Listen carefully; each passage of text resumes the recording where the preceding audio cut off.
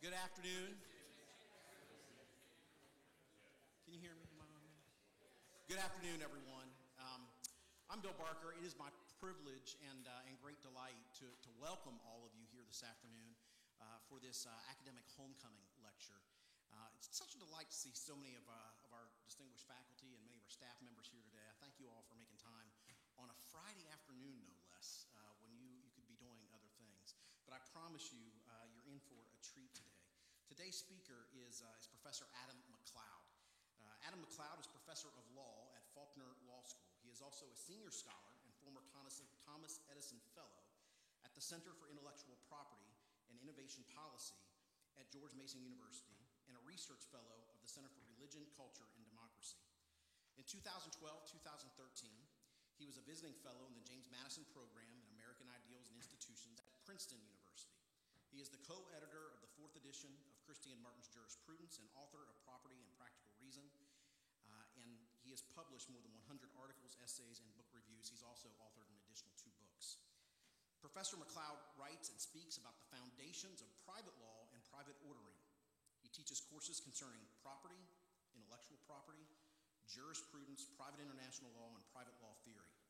He is an instructor in the James Madison's program's summer seminar on the moral foundations of law. If you're not familiar with the James Madison program on law at Princeton University, it is the nation's premier intellectual law institute run by Professor Robbie George and has great influence across our nation and throughout the Western world.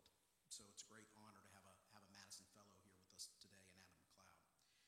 Additionally, Professor McLeod has written in the Washington Post, the Washington Times, the National Review Online, the New Boston Post, Public Discourse, and Law and Liberty. So he's a bit of a slacker, as you can tell. Professor McLeod received his bachelor's degree summa cum laude from Gordon College, his Juris Doctorate degree magna cum laude from the University of Notre Dame Law School. After law school, he served as a law clerk to Chief Justice Christopher Armstrong and Justice Benjamin Kaplan of the Massachusetts Appeals Court and to Chief Judge Louis Babcock of the United States District Court for the District of Colorado. He practiced law in the Boston area and has held appointment as a Special Deputy Attorney General of Alabama. An operational auxiliarist in the United States Coast Guard Auxiliary, he has served as a staff officer for the flotilla, division, and the district levels and a state liaison officer to the state of Alabama.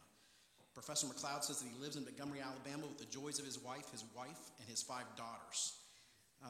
This is a tremendous bio and gives you a sense of Professor McLeod's academic credentials. Now I want to share with you just briefly about the man, Adam, that I know.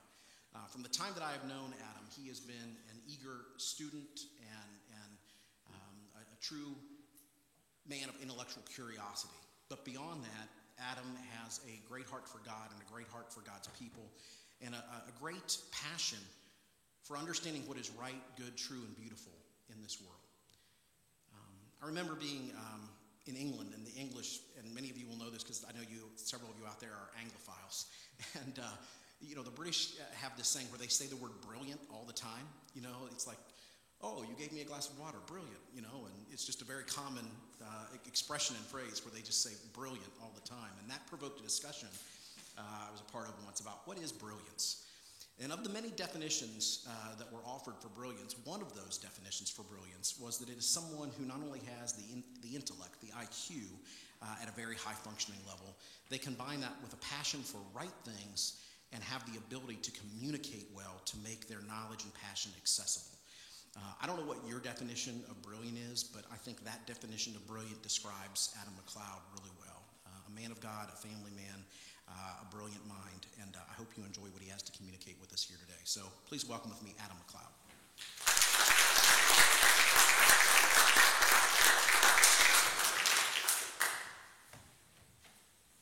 Well, thank you very much, Bill, for the very generous introduction. I told him he could have just read the last line about my wife and daughters, and I just ask that you not hold everything that came before that against me, particularly the law stuff. Bill, known to you as Mr. President or Dr. Barker, or whatever you call him, I've known for more than a quarter century now. We always knew Bill as Brother Bill, because wherever you were around campus, Metro Boston, Bill was surrounded by friends. Bill just seemed to not be capable of knowing anyone who wasn't immediately a friend. And so you are really, really fortunate in your selection of a president for this university to have a man of such tremendous intellectual achievements, but also a man who has genuine care for those whom he's called the shepherd. You might be able to tell from my funny accent that I'm not from around here. I'm deeply, deeply honored to be invited to speak at your homecoming event. Obviously, this is not my homecoming event. This is your homecoming event. And so I'm going to try not to mess it up. I'm actually from the great state of Maine originally. That's trademarked, by the way. You have to put the TM every time. And I've lived the last 15 years of my life in Montgomery, Alabama. Now, actually, Maine and Alabama have a lot more in common than you might think. In both places, people drive pickup trucks and hunt turkeys and listen to country music. And in both places, if someone walks into the room and introduces themselves as an employee of the federal government, everybody immediately checks their wallet. Ronald Reagan famously quipped the most terrifying sentence in the English language is, "I am from the government and I'm here to help." Had he lived a little longer, he might have learned some more terrifying sentences. "I'm from the government and I'm here to look for wetlands." More recently, "I'm here from the government and I'm here to take your temperature." My personal favorite, "I'm from the government and my pronouns are they, them." There's nothing quite so spooky as a spy with grammar dysphoria. These days, the government is in your business wherever you go. Whether or not you care about the law cares about you. And as the administrative state grows larger at the local, state, and federal level and more powerful, and as public officials become more aggressive in the exercise of their powers and more creative in the interpretations of the constitutions which confer powers upon them, the law is only going to become more and more intrusive in your life. In the very near future, less and less of your life will be left to your own judgment and the private institutions and communities of which you're part, your family, your university, your trade guilds, your businesses. More and more, you will be coerced to obey rules laid down not by you and your fellow citizens, but by experts who live in affluent suburbs of far-off cities, who act according to a central plan to remake all of society, according to a grand vision concocted in a dorm room probably in an elite university somewhere around Cambridge, Massachusetts, or New Haven, Connecticut. And actually, that doesn't even adequately express their ambition. They're not satisfied just to remake all of society. I think it's become clear in recent months, they want to remake human nature itself. For they view human nature as the last obstacle to true liberation. Technology today makes it even easier to enforce the law and thus to enact the central plan. The ruling elites no longer need to place your body in prison to make you go along with the central plan. They may simply place your name on a no-fly list or release your name to eager bloggers, ideologically driven, or intercept your emails and text messages, or ration your health care according to your vaccination status, your views on abortion, or your willingness to endorse the physical mutilation of children suffering from gender dysphoria. Our ruling elites are not the first to play God, of course. That's happened many times throughout history. But the blood-drenched totalitarians of the 20th century, I think, could only drool with envy if they were able to gaze upon the legislative powers and enforcement tools available to the humblest county public health official. So in the days and months ahead, the law will not leave you alone, not even here in this beautiful campus in this beautiful corner of South Carolina. Indeed, I think one of the greatest threats to this central plan that I've just described, almost on par with the existence of natural families and intact biological parent relationships, is the existence of Christian universities. The law will not leave you alone here on this campus because the central planners cannot leave you alone if they hope to achieve their vision.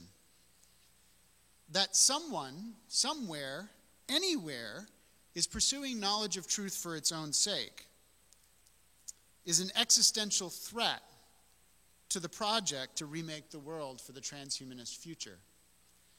And if you're one of those troublesome theists who seeks the truth not only for your own personal gratification, but also because you believe it is your duty before God, maybe even a divine calling, your assumption that there is a higher authority to obey than the experts makes you a threat to democracy. To put it bluntly, then, you are the problem. You teachers are the problem. You students, you scholars, you're the problem.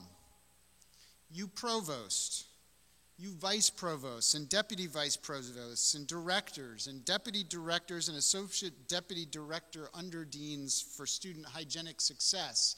You are the problem.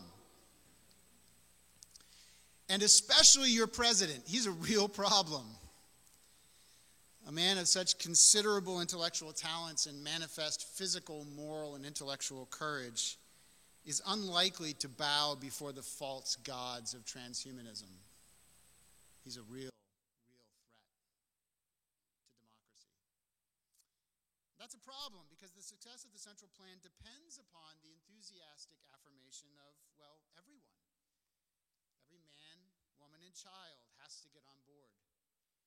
If we're all going to overcome the limitations of our embodied selves, our vulnerability to disease and our capacity to reproduce sexually, if we're going to defeat the toxic forces of liberty and property and establish a utopia of perfect equality, then everyone must participate in the project of defining biological and moral reality.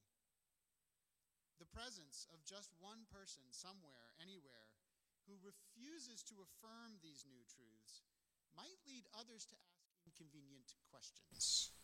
The sort of questions that you ask in your classrooms and dorm rooms probably every day and night. Questions such as, what does it mean to be human? And what caused all the goodness in the world? And why do some men pay so much money to watch other men run into each other and collide at high speeds while holding an oblong ball? Now, if all that seems a little bit abstract, consider two recent examples. Not very long ago, everyone understood that mutilating children is bad. The only question for civic discourse was whether people who perform child mutilation and people who sustain the cultural pressure to have it done are capable of being good American citizens. Some people wondered whether a man whose religious convictions motivate him to pressure his own daughters to be mutilated was capable of swearing an oath of faithfulness to a constitution which promises to secure the blessings of liberties to ourselves and our posterity. Others insisted that to even ask such a question was a demonstration of religious bigotry. But we all agreed, we thought, that female mutilation was a cruel, barbaric, inherently criminal act. Or did we? Maybe not. All of a sudden, we're told that mutilating children is not only good, but necessary when children find themselves trapped in the wrong body. Try to keep up, will you? Indeed, the liberty to mutilate children's bodies, and to make big money doing it, by the way, has rapidly emerged as the civil rights issue of our day. Now, that makes sense if you understand the purpose of the central plan. The limitations of the body must be overcome in order to liberate us for the transhumanist future in which we will all realize our true selves. If necessary, use law. Just this week, the American Medical Association wrote a letter to the Attorney General of the United States, the most powerful law enforcement official in America, calling on him to investigate and prosecute anyone who speaks out against the mutilation of children. To oppose mutilating children is, according to the association, criminal disinformation. It is, they assert, the equivalent, the legal equivalent of provoking bomb threats against healthcare professionals. Now, I'm not going to ask you to raise your hand, but does anyone on this campus hesitate to affirm the goodness of child mutilation? In light of the Attorney General's demonstrated willingness to use the powers of his office in the recent weeks to harass organizations which oppose child mutilation, such as the Eagle Forum of Alabama, you may have read about that in the news, and the American Medical Association's request that he broaden his attention to anyone spreading disinformation, you might wonder whether it's safe to express your concerns publicly. Students and scholars on this campus who think about and discuss, justice, law, politics, the family, biology, theology, certain scripture passages, anatomy and physiology, medical science, psychology, sociology, dozens of other subjects, the long arm of the law is very interested to know what your opinion is on this subject. A second example. Many powerful and influential people have called for Congress and state legislatures to eliminate tax exemptions and student loan subsidies for religious institutions such as Southern Wesleyan University. Why? Well, for one reason, it turns out that they never believed in civil liberties in the Constitution to begin with.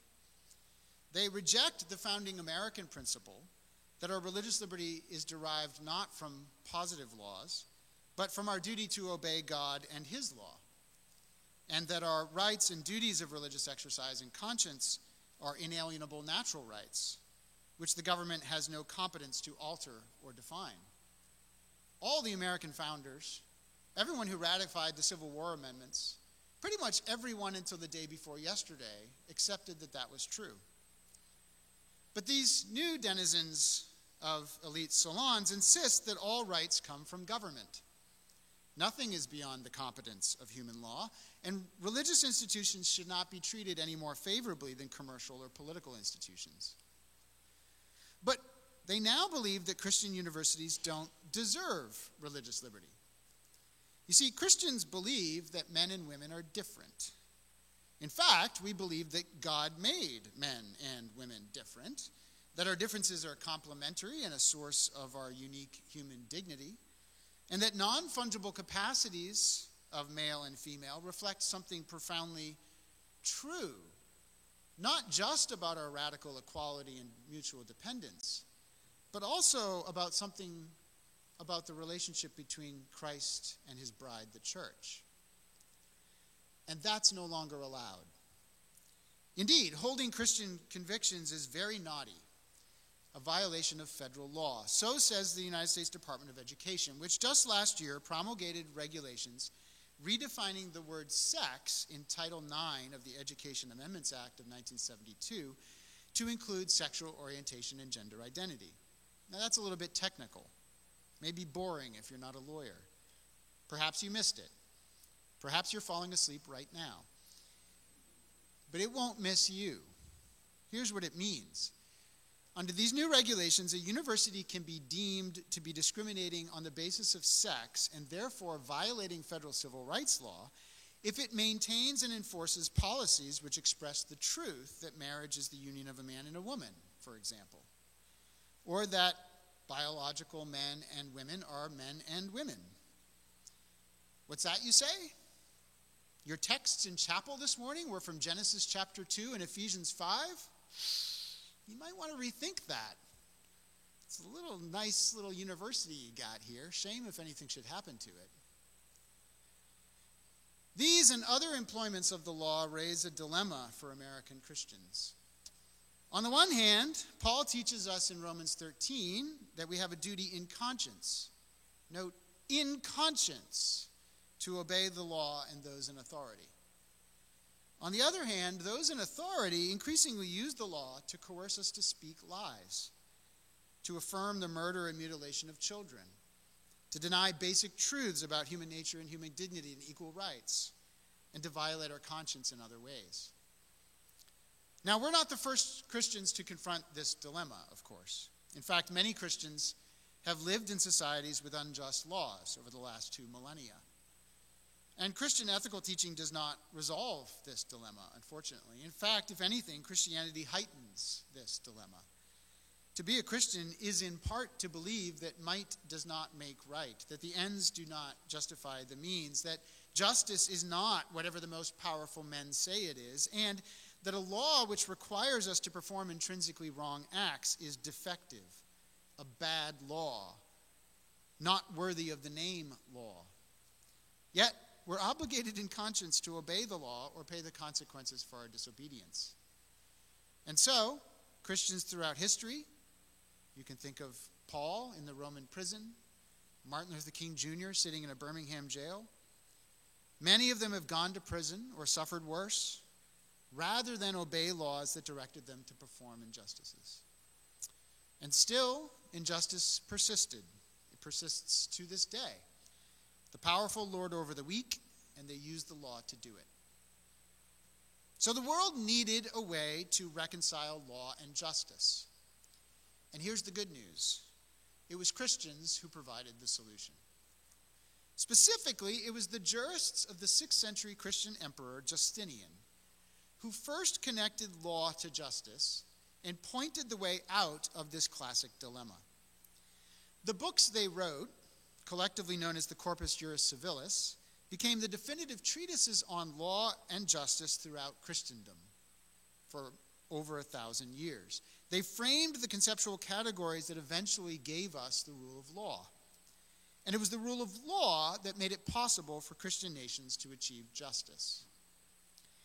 The institutes and digests of Justinian made it possible to think about equal justice under the rule of law, and so made it possible to achieve equal justice under the rule of law. Because law can have objective meaning, it can stand above the powerful, even above the sovereign. Because law can stand above the sovereign, the law is not merely the sovereign's commands and prohibitions. The most powerful men can be subject to the law, and it is possible to have human rights, which are not contingent upon the will of the sovereign, do not change with the shifting fortunes of war and politics, and can belong to all human beings. The world's first university, the University of Bologna, of course, was founded for the express purpose of studying these texts, the Corpus Juris Civilis. Every law student for 900 years read them. Every great judge quoted them. Indeed, the first job of universities throughout Christendom from the 11th century onward was to pass on this knowledge, which enables human beings to live just lives in communities with each other. In the words of the prophet Micah, to do justly, to love mercy, and to walk humbly with their God. And because Christian scholars and jurists took that responsibility seriously, we can now deny that might makes right, that the ends justify the means, that law is whatever the most powerful say it is. We can explain in detail how justice makes right and how law can achieve and vindicate justice. Justinian's jurists, we must admit, did not abolish slavery. That came later. But notice, it was their writings, their understanding, which provided the justification and motivation for those who did abolish slavery. First in the 6th through 10th centuries, and then when it needed to be re-abolished in the 19th. The most forceful arguments against slavery, the arguments that ultimately prevailed twice, came from the mouths and pens of Christians who built upon Justinian's teaching that slavery is contrary to the laws of nature. Justinian's jurists did not achieve civil rights for all racial, ethnic, and religious minorities. They did not extend religious liberty or free speech or due process of law to all human beings. But the rights and duties that they articulated and the institutions of law that they described provided the foundation for the civil liberties, due process, and equal protection of the laws, and the rule of law throughout the Western Hemisphere. When Christian thinkers and jurists such as Nathan Dane, Joseph Story, Frederick Douglass, and Martin Luther King Jr. argued for civil rights for black Americans, they drew upon juristic concepts first laid down by Christian jurists, Who drew those from Christian jurists? Who drew those from Christian jurists? Indeed, Justinian's jurists crafted the raw materials from which many of the great achievements of justice have been built.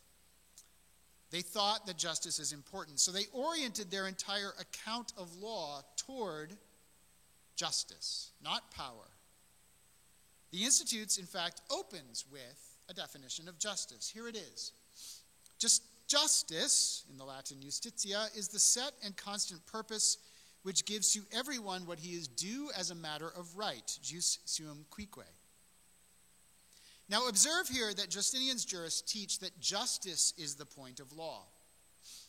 Today, most ruling elites think that the point of law is social engineering. Too many lawyers assume that the point of law is to achieve victory for their client, and law is basically procedure. Many activists, and a growing number of officials and educators, insist that the point of law is a quality of outcome. In that case, we should just dismantle all the law and study systems of power and inequality instead. And that, in fact, is what is now being done in most American law schools. However, I want to argue that we cannot understand the law that we have if we assume that the point of law is winning, or perfecting the human condition, or bringing about the transhumanist future, or bringing about equality of result. For nearly all of Western legal history, legal education and practice began with the Justinian's proposition that the point of law is to achieve justice. So to understand law, we need to study justice, and to achieve justice, we need to study the law. Indeed, we cannot have justice without law. The jurists identified justice with law and law with justice. And they identified both law and justice with right, which is to say the right thing to do. In the original Latin, the term for right is jus suum cuique. The term justice, justitia, the science of the just, justi, and knowledge of law, jurisprudentia, especially the law of nations, jus gentium, going on here. Right, justice, and law all have the same root word, jus. The right and the just and the lawful are all the same thing. And this was not a linguistic accident. They had other words available. The point is that all of these things are pointing in the same direction. Today, by contrast, when people speak of rights, they tend to mean personal claims or entitlements. The first-person perspective of a right today is the point of view of the person who believes he is owed something. I have a right to feel safe, and to abortion, and to an education, and to be free from discrimination. I don't really care who has the obligation to make sure that my rights are vindicated, nor does it matter to me what costs or sacrifices others might have to make to satisfy my rights. My rights trump all other considerations, whatever they may be. As a result, today, rights are constantly in conflict. If each of us has a right that someone else provide what we happen to want, then it will often be necessary to infringe the liberty of others in order to achieve my rights. The law must impose on someone the duty to pay for my education, to perform my abortion, and to make me feel affirmed. If rights are entitlements, then law and rights will often conflict. Rights and rights will often conflict. And both law and rights will often conflict with justice. By contrast, the perspective of Justinian's Institutes is the other way around. The point of view of justice and rights is the point of view of the acting person, the person who owes something to others, that is, each of us. Rights are about doing justice toward other persons, giving each what he or she is due as a matter of right. Justice concerns not what is owed to me, but what is right for me to do. And by derivation, injustice is what is wrong to do. And it is law that enables us to tell the difference. Law directs us toward the right, which is to say the just, and away from the wrong, which is to say the unjust. That's law's function. And this was the perspective, by the way, of the entire legal tradition throughout Europe, England, America, and all of England's former colonies right up until a century ago. Thomas Aquinas, a Christian jurist who was the most important philosopher to write about justice for many centuries, took his definition of justice from Justinian. William Blackstone, the most important influence on the American founders, has more than any other written work influenced American legal doctrine since it was first published in 1765, his Commentaries on the Laws of England. He defined law as that which requires us to do what is right and forbids us to do what is wrong.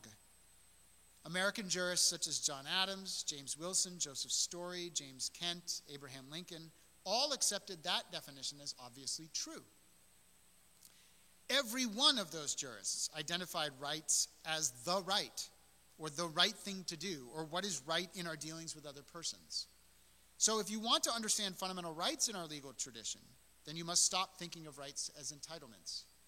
If you want to understand the 14th Amendment's guarantee of equal protection of the laws, if you want to understand the fundamental rights of due process and the privileges and immunities of citizenship, you must go back to the original sources. And there you will find that rights are directed at what we owe to other persons, not what others owe to us.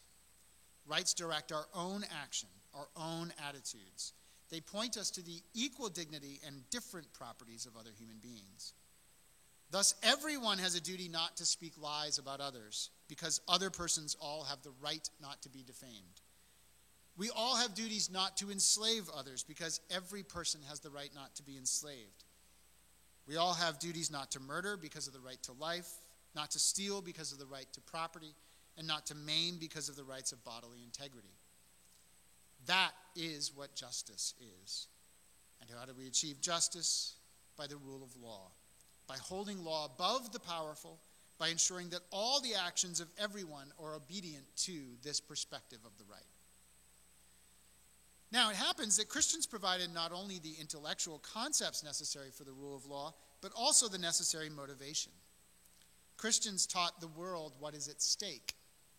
Justice is the virtue of acting rightly toward natural persons, other human beings. And human beings are unique. Each and every human being is, the Christians insisted, made in the image of God. This means that every human being has the radical capacity to exercise reason and therefore to achieve the virtue of lawfulness and justice. It means that every human being has the right to be treated as an end in himself or herself and never as a mere means to someone else's end. And it means that every human being you meet is not just a mere mortal, but has the potential to govern angels for all eternity. Christians should know the law then, because Christians above all people understand that God is just. And to be like God is the Christian calling. The law is God's gift to us to help us become the people he made us to be. Now, obviously, the law is not sufficient to make us godly. We sin. We need God's grace. Ultimately, Christ's law of love will fulfill and render obsolete the law of justice. But in the meantime, all of us who have not yet achieved sainthood and godliness, we need the law of justice to guide us, to teach us how to do what is right and good. And note well, the law is always teaching us how to act, for good or evil, for right or wrong. When the law commands doctors and nurses to perform abortions, the law is not only causing abortions, it's also teaching people that abortion is health care, that unwanted babies are a kind of physical pathology, a disease. When the law permits gender-affirming clinics to mutilate the bodies of children, the law is not only causing mutilation, it is also teaching people that your body is not you, that biology is not real, that temporary feelings and emotions are the essence of human nature, and that therefore there is no universal source of human dignity and equal rights. Above all, the law is teaching people that God makes mistakes, that his designs are arbitrary, and that he cannot be trusted. Now, many elites insist that Christians should stay out of lawmaking, lest we impose our moral convictions on others. But that insistence, of course, is a false dichotomy. The choice is not between imposing morality and not imposing morality. The choice is between teaching true morality and teaching false morality, between leading people to love and admire God's image bearers as such and leading people to hate themselves and to disdain others. There is no neutral ground. The intrinsic character of law just is to move a person's mind and to direct his actions, one way or the other. So law shapes a person's motivations and reasons, and thus shapes his character, his virtue or vices, and thus forms her life within community, her interactions with family, friends, colleagues, and thereby determines culture. Consider for a moment how different America would be today had the Supreme Court of the United States done the right thing in Roe v. Wade in 1973 and had upheld the Texas law, which, by the way, did not punish mothers but imposed sanctions on the abortionists who profit from the injuries they inflict on mother and child. Or imagine had the court overturned the Roe precedent in 1986 or 1992 when it had the opportunities to do so. What might America be like today?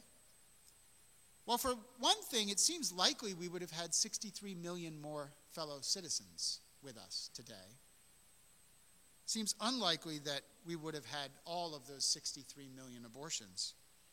And what contributions might those human beings have made to our lives? Might one of them have discovered the cure for cancer, or found a way to travel to Mars, or negotiated peace between Israel and her neighbors, or succeeded Billy Graham and taken the gospel to thousands? Or how many fewer women would today be living with unresolved grief? How many fewer men would have deceived themselves into believing that some human beings are not persons, that some persons don't deserve equal protection of the law or even another thought? How many fewer distortions and perversions of our laws, our politics, our Supreme Court confirmation hearings? How many more people would have been taught by the law that all human beings are created equal in the image of God, and that the law vindicates the cause of the weak and dependent against the privations and exploitations of the powerful and politically connected? Now, maybe at this point I've convinced you that law matters and that you should pay attention to it, but you might still say, so what? What can I do? I'm not a lawyer, I'm not a politician, an expert scholar with $1 million research institute called to testify before Congress. Maybe not. But who are you? What do you have? Whatever it is, offer that. If you're in ministry, pay attention to the issues raised in your state legislature and state Supreme Court. Notice how many of the contested legal issues today turn on questions to which you have the right and true answer.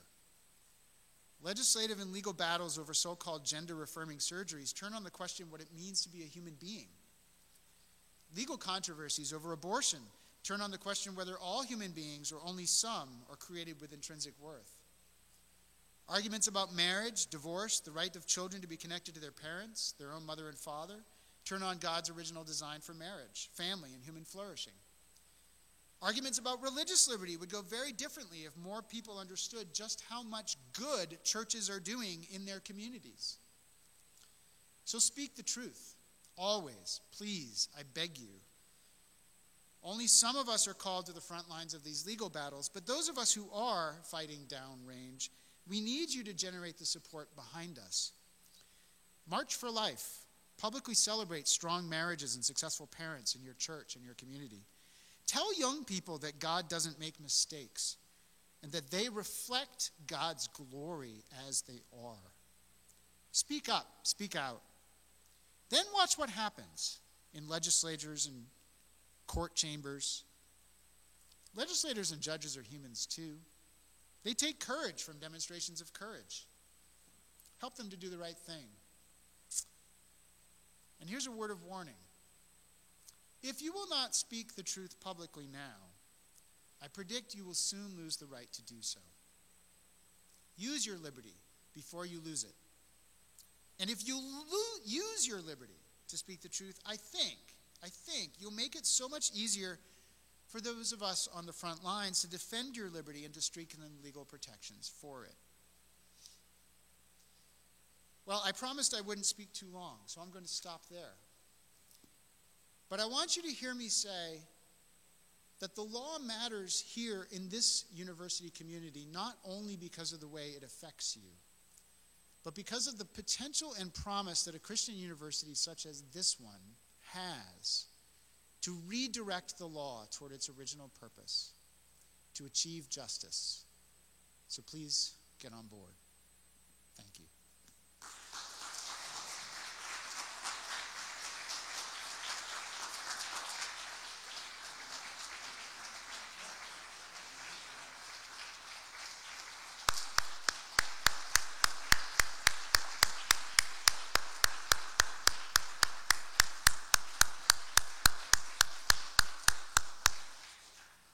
Thank you, Adam. I want to just come up to say Adam has agreed to take questions. And I know that some of these areas of the law delve into issues that our society teaches as matters of human identity, and there are political issues involved. And I want you to know that this is a place where you can freely ask these. Adam is someone that you can ask and engage in sincere dialogue with. So I encourage you to do that. If you have questions at any level, whether it's in agreement, disagreement, revolt, or deep affirmation and amen, you can bring all those to Adam for dialogue. So I'm going to let Adam moderate the Q&A session himself, but please feel free. Thank you. Yes, sir.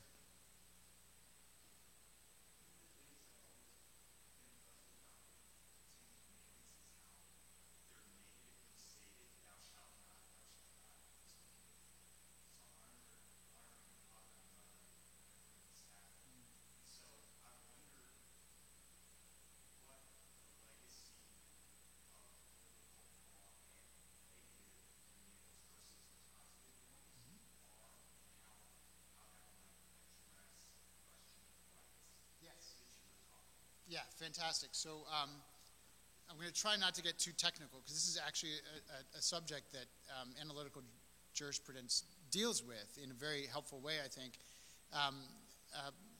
But for those of you who don't read Wesley Hofeld and Joseph Raz, some of these more obscure thinkers. So there's a basic principle when we're talking about rights, and it's this. What does a right actually do?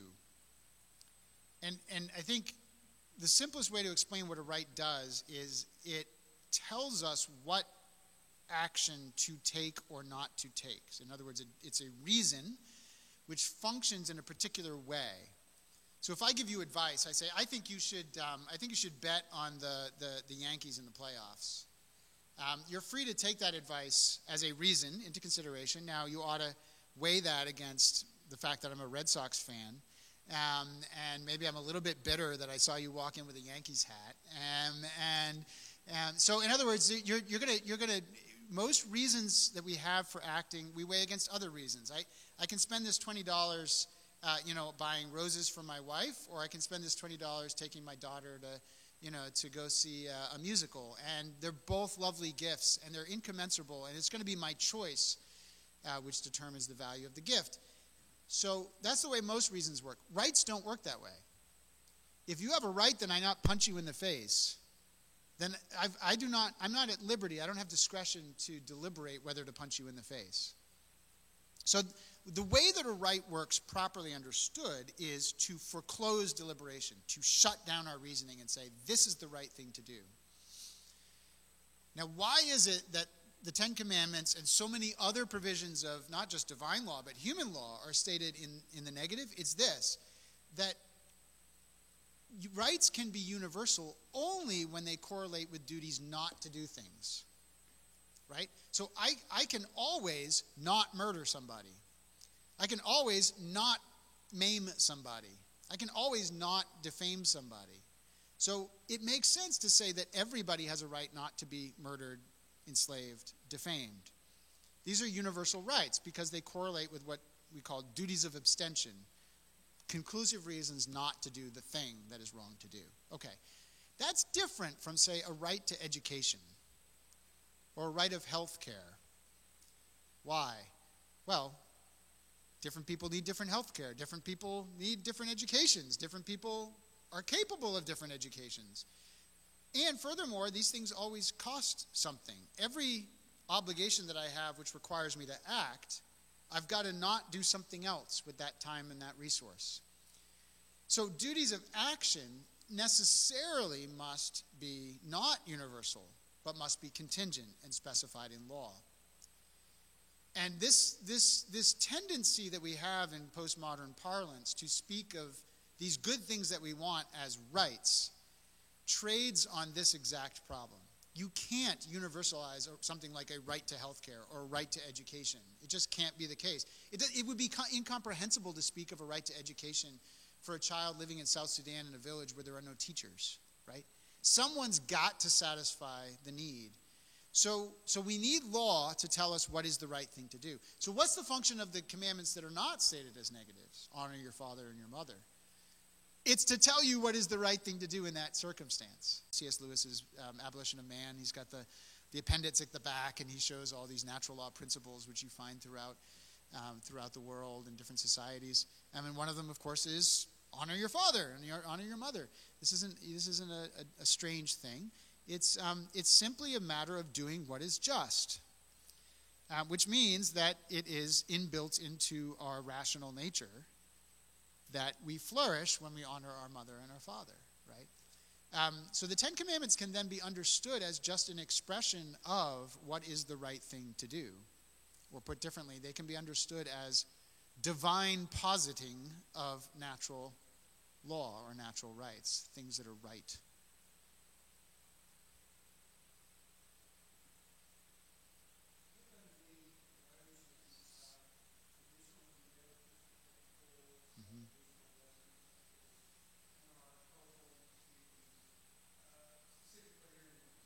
Yeah.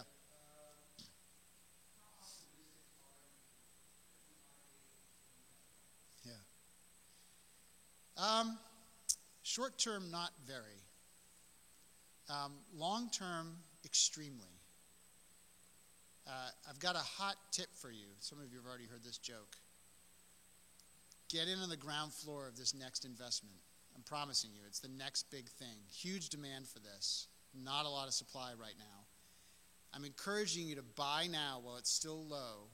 Buy reality. What I see in the young people I teach is this. They are extremely anxious. Now, I'm not a psychologist, but I can listen to them, and here's what they tell me. I don't know who I am. I don't know what I'm supposed to do. They've been told they've got to construct their identities themselves, right? Because their family of origin is probably evil. History and logic and art were created by oppressive discursive regimes established to define out of existence the subjective experiences of radical minority groups. So we just tossed all that overboard. So who am I? What am I? I don't know. What am I supposed to do? Where do I even go?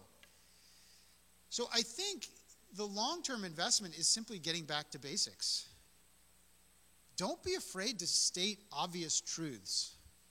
You'll be amazed at how many people find it so refreshing. If you'll just say, no, I think men and women are different. Actually, I think human beings might be persons. Now, I'm willing to be contested. I mean, let's have a conversation about it. But I want to consider the possibility that human beings might be persons, right? It really is come to that, right? You can't yet go to Ephesians 5 until you've gone back to Genesis 2, right? The gospel of the 21st century is the first 2 chapters of Genesis. And I genuinely believe this. I genuinely believe that young people are craving the knowledge of truth about who they are. Yeah. But it's a lot of work. And we're a long way from there. And you usually have to push your way through a shouting crowd that's calling you names.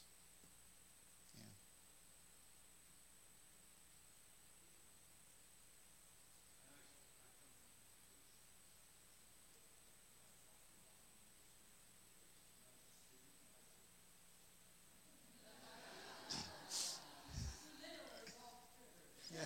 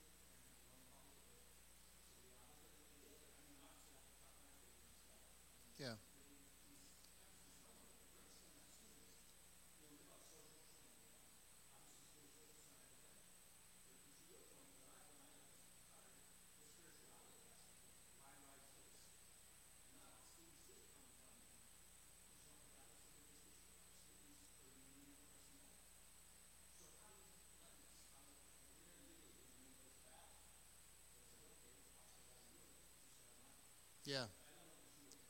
Yeah, no, I think I understand the question, and I think this is one thing which drew me to natural law jurisprudence more than a quarter century ago now, is because it is the way out of this, I think. I don't believe that human life has intrinsic worth because God said so. I believe it because it's true. Now, I know it's true because God said so. I also know it's true because I now how to use my reason to defend that proposition in jurisprudential analysis, right? I don't believe that the ends don't justify the means because God said so, although he did very clearly. I believe the ends don't justify the means because human goods are incommensurable.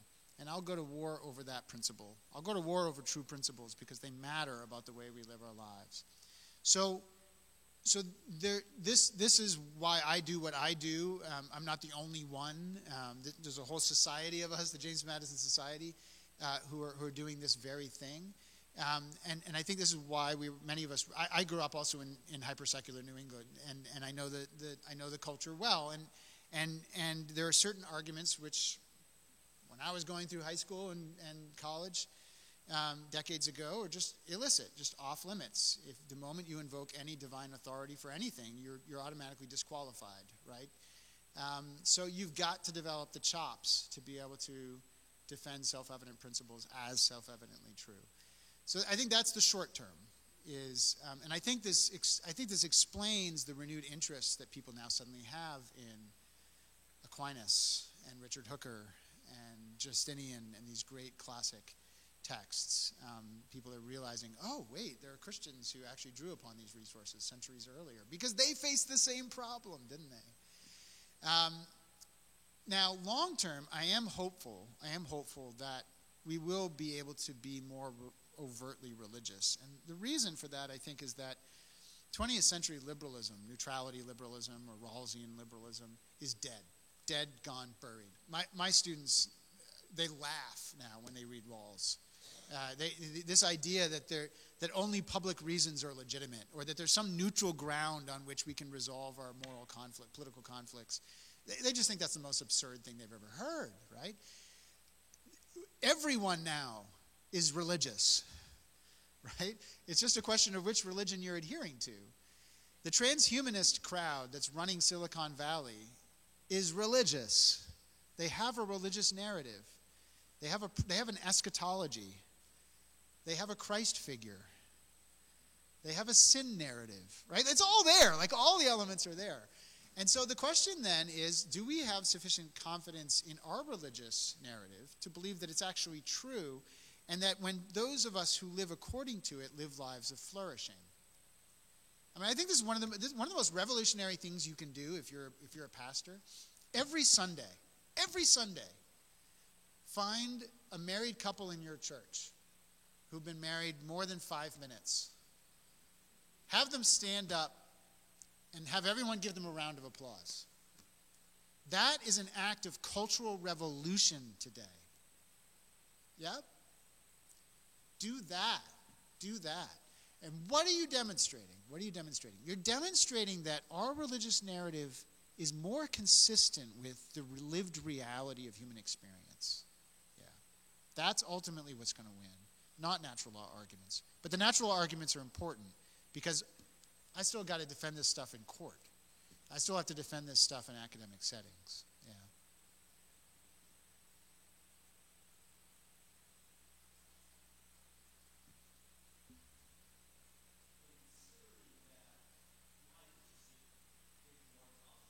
Yep.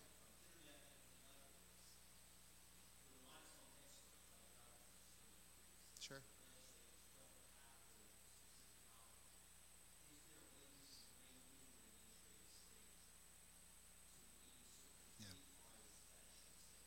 No, it's not sailed. Where are the intellectual historians in the room? What was the last year that it was possible for one human being to know all the sum of human knowledge in the Western Hemisphere? Does anyone remember that date? I heard it once in college, and I thought it was fascinating. It was within the last millennium, if I remember correctly.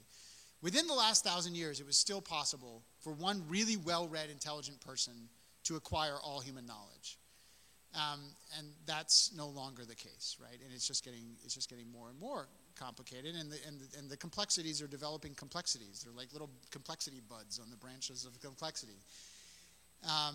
So I mean, this is the argument for rule by expertise. There's no way. Now, that argument falls apart when you understand that expertise just gives you the factual predicates for rendering judgment. What is judgment? It's not just knowing what is the case, but knowing what should be done. And that requires virtues, which most experts, in my opinion, have not taken a lot of time to cultivate. Virtues such as prudence and justice and statesmanship and courage. So that's sort of the global answer. The more technical answer is there's a Supreme Court doctrine called Chevron deference. Have you heard this term? It's taken from a case that the Supreme Court decided a few decades ago, in which the court decided, contrary to decades of precedent, really going all the way back to the American founding, that it would defer to decisions of federal regulatory agencies on those agencies' interpretation of federal statutes. In other words, Congress confers on an agency, the Environmental Protection Agency, the Department of Education, some powers by a statute. And then that agency says, well, we interpret this statute to give us all the power to do this. And the Supreme Court says, yeah, that sounds plausible. We'll let you do all that. In other words, the Supreme Court for several decades now has just completely abdicated its responsibility to ensure that agencies act within the scope of their lawful powers laid down by Congress. There's very, very good reason to believe that we now have majority support on the Supreme Court to overturn Chevron. That gives me great hope. So, for 50 years now, the pro-life movement has been laboring very hard to appoint justices to the federal bench who would overturn Roe versus Wade. And one of the salutary side effects of that is the Federalist Society and Notre Dame and George Mason law schools and other institutions grew up to recover an original understanding of law and juristic concepts in the Constitution. And that's starting to spin off all sorts of side effects which are good. And the Supreme Court is increasingly willing, and we saw this last term in the Dobbs case when they finally overturned Roe. The Supreme Court has finally expressed a willingness to revisit old precedents which were wrongly decided. So I'm hopeful that Chevron's days are numbered, and if that happens, there's a whole new world possible. Unfortunately, many states have also imitated Chevron and have their own state versions of Chevron deference, and you could see those unravel as well. So I think it's possible that administrative agencies might begin to be reined in within the next few years. I'm not putting money on it, but I'm optimistic. Well, thanks so much for having me. I really enjoyed my time here. Please, yeah.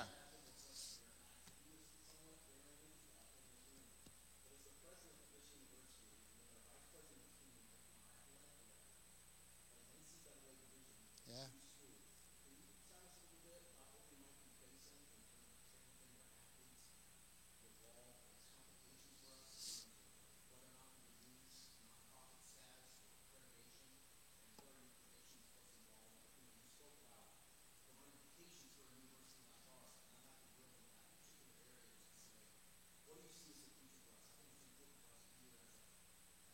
Yeah, it's coming. It's coming. The activists who are pushing for this have made no secret of their ambitions. And it's everything you just mentioned and more. It's accreditation, it's access to federal funds, it's participation in NCAA athletics, it's participation in research grant opportunities. They're going to try to choke you at every angle. The good news is that the same organizations which have been building resources and affiliated lawyer networks, such as Alliance Defending Freedom and Pacific Legal Foundation and First Liberty Institute and the Beckett Fund, that started building those infrastructures to protect religious liberty and life in the 1980s and 1990s, are now seeing that they need to have a more comprehensive jurisprudential strategy to deal with these questions, and are really developing some fantastic resources. Whoever your general counsel is needs to call up ADF's in-house specialist tomorrow and make sure that this university is a member of ADF. They've got tremendous resources for churches and religious universities. You need to be in touch with First Liberty Institute in Dallas. You need to be paying attention to what these organizations are doing. I'll just brief anecdote. Our alma mater, Gordon College, was assaulted on exactly this front a few years ago and was threatened with the loss of accreditation. It just so happened that at the same time Gordon was going through that, I was advising Trinity Western University, a Christian university in British Columbia, about setting up what would have been the first Christian law school in Canada. And they had already gotten their approval. They were ready to go. And the Bar Association, driven by LGBT activists, convinced the bar to revoke the accreditation for the law school, and they litigated it all the way to the Supreme Court of Canada. So I was watching these two institutions, which had more or less the same conduct code, were dealing with the same accreditation problem. And here's what I saw. Gordon College won, and Trinity Western lost for this reason. In Gordon College's case, the Wall Street Journal, Alliance Defending Freedom, First Liberty Institute, the Washington Times, Fox News, all the institutions of civil society that care about religious liberty rallied around Gordon College, and they prevailed. In Canada, there are no such institutions. As a Canadian friend of mine likes to say, our view is if it were worth doing, the government would do it. And so Trinity Western was hung out to dry by itself. There was no one to come to its aid. So this is, I think, just emphasizes my point. It's important for Southern Wesleyan to be involved in these fights when some random Christian college that you have no affiliation with out in California is under assault, right? Why? Because you might make a difference. You and other Wesleyan universities and other Christian universities around the country rallying to their defense shows that this matters to Americans. And guess what? You're going to need them to reciprocate someday. They're going to find you here. They can't let you be. It's an inherently totalitarian ideology. So speak up. Speak up. That's your best defense in the long term. Make investments in these institutions which are speaking these truths courageously. Yeah. Thank you so much for having me. I've really enjoyed it.